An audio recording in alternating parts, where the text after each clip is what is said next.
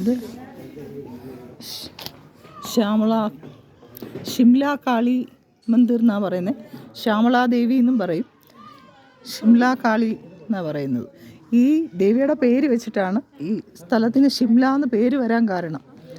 ഒത്തിരി ഫേമസ് ആയിട്ടുള്ള അമ്പലമായത്.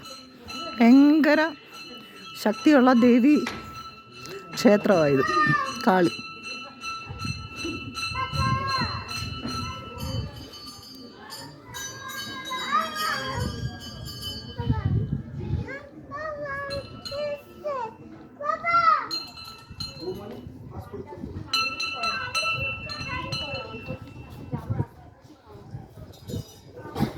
അമ്പലത്തിനകത്ത് ഫോട്ടോ എടുക്കാൻ അലോഡല്ല.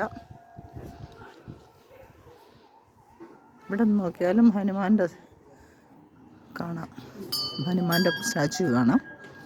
ഇവിടെ നോക്കുമ്പോൾ വീടുകളൊക്കെ ഇങ്ങനെ വ്യൂ, ഷിംലയുടെ ഫുള്ള് വ്യൂ ഇങ്ങനെ.